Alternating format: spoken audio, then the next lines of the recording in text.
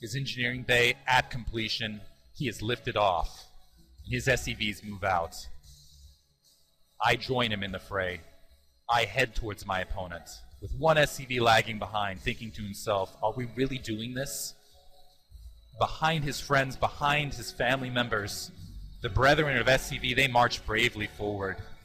With gas in his hand, he knows that if he should fail, if he should die, he will explode in a horrible fiery death. Yet he continues, he marches on. He tries to catch up to his friends, so that he might too taste the glory of battle. A lone zealot runs to the corner as if to think, maybe I sense something amiss. I sense my own doom on the horizon. So to start off with, my name's Tim, and I just want to say I've been watching Starcraft videos for a while, maybe 6-7 months before Starcraft 2 came out, so I've been actually pretty interested in it. I've actually been listening to you pretty much that whole time. I found you through Starcraft 2 GG. And so, yeah, that's how I met you. Awesome. And so my first question to you is, what was the first game that caught your interest? The very first game that caught my interest that I ever saw or I ever commentated? That you ever played yourself or commentated, yeah.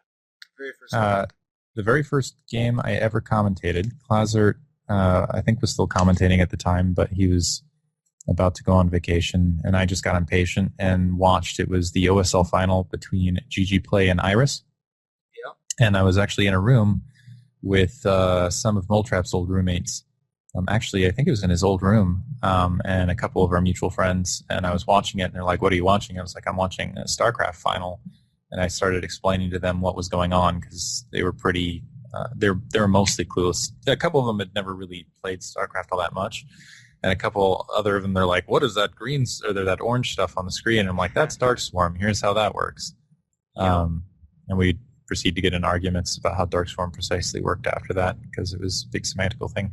But yeah, so that was the first game I think I ever officially commentated. And I was like, that was fun. And that kind of put thought in the back of my head when shortly after Clausert decided to retire. And I just brought it up with Moletrap, and he was like, we should do that. I'm like, huh. Yeah, I think maybe we should, because no one else is, and then I guess the rest is history. That's really cool, because I think like StarCraft commentators really introduced it commentating to a lot of other gaming, so that's really interesting. So what was the first game? Well, obviously probably StarCraft. So how often do you commentate, like weekly at the moment now? At the moment, I've been trying to do about 3 times a week. And if I've been doing less, it's because I've been doing other commentary-related stuff. Like right at the moment, I created an intro video, which will probably be in, well, I didn't create it. I had someone create it for me, which was nice. And I did some of the audio lining up on it, and had another friend make a little music intro. So like working on stuff like this. So occasionally there's fewer commentaries in a week because I'm doing stuff like that. Sometimes there's more. Really the problem right now is just finding good games to do that aren't repetitive and that are worthwhile, I guess. Because I could just produce a bunch of games, but I have trouble doing that, and that doesn't motivate me. Quality over quantity. Exactly. So if there's a game I'm doing, I want to make sure that, like, usually I'll do a game that I know is between 2 good players. And that's the other problem, because I don't watch the games ahead of time as well. So it's kind of like a double bind where I can't watch the game to see if it's good or not, and then finding a quality source. Every once in a while, someone will send an email and say, this game is epic, and I'll start doing it, and then I realize it's not really epic. It was just them versus, like, a Silver League player. Yeah. And, he's completely crushing him, and I'm like, oh, okay, well, that wasn't that great. But other times people say Select versus Demaga epic. I'll be like, oh, okay, I'll do that one now. Or I'll try to get replays from the EG guys. And the only problem getting the games from them is I know whoever sent me the replay, they ended up winning. So I try to get replays from a third source between them. So for example, if the match was between LZ Gamer and Machine, I try to get the replay from someone like Pain User who was watching the game at the time. Not the EZG. That way I don't know who exactly won, and they're like, oh yeah, that game was really good, sort of thing. So it works out in that regard. But anyway, so yeah, that's kind of been my limitations recently, and that's also been basically, Yeah, if I've been slow, that's why. If I haven't been slow, or if I haven't done 3 in a week, that's usually what my holdup is. Trying to figure out a way to fix that. Don't know if what that'll be or when I'll be able to get around to that. And the other problem is sometimes people be like, "Oh, this is an epic replay," but then like 5 other people have already done it. And usually, because I work 8 hours a day, and because I'm on the West Coast, I end up being like the last person in America to do or to even see or hear a replay. That's awesome. So anyway. Yep. Okay. Well, that actually just leads right into the next question. So you work 8 hours a day. What is the average day in your life, basically? Like, what is it like to be DiggitySC? What is it like to be DiggitySC? It's actually really, really busy at the moment. So generally what happens is I wake up in the morning and have trouble getting out of bed because I am married. My wife is very warm and cuddly, so that makes it really, really hard. I go through a half-hour commute through traffic, which sucks.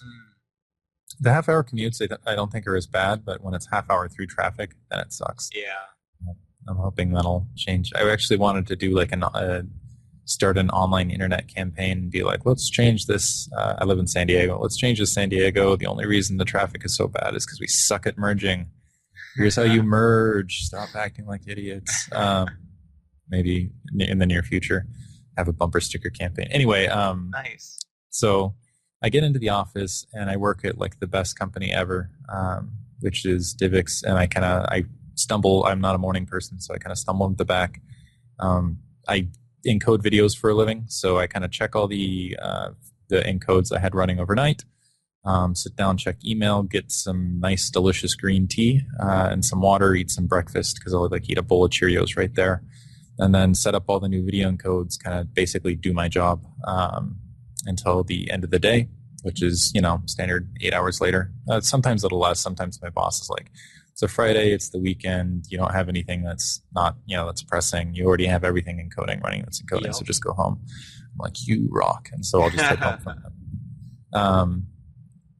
And so, I'll, some Monday, Wednesday, Friday, also in between there over the lunch break, I'm actually working out, which sometimes makes commentating more or less difficult. So sometimes when I've had a really nice workout, I'm like, sweet, commentating, no problem, because I'm nice and relaxed.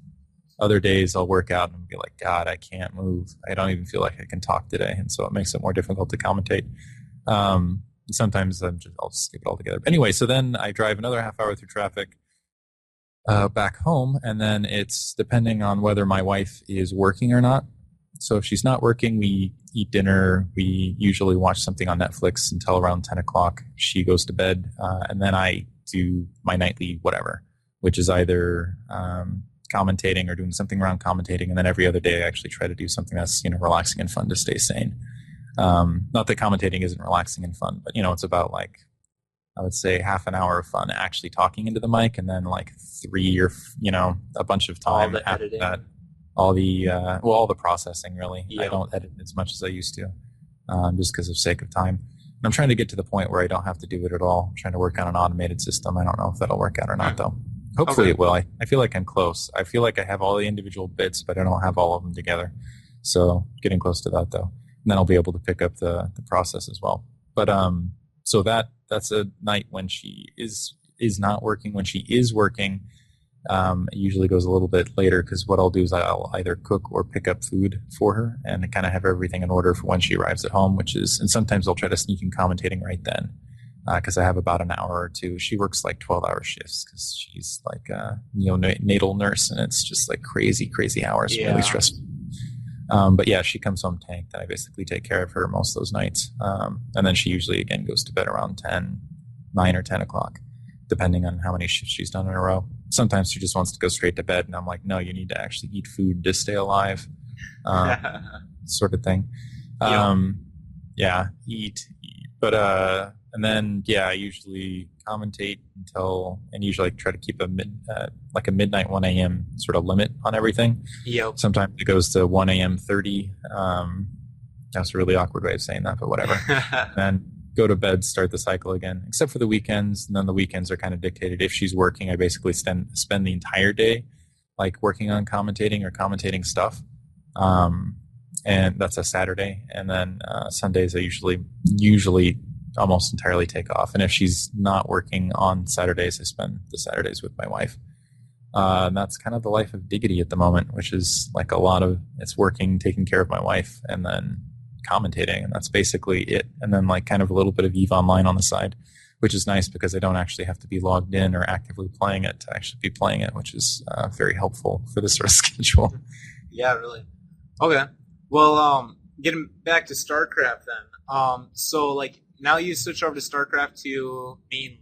Is that all you do now, or just most of what you commentate?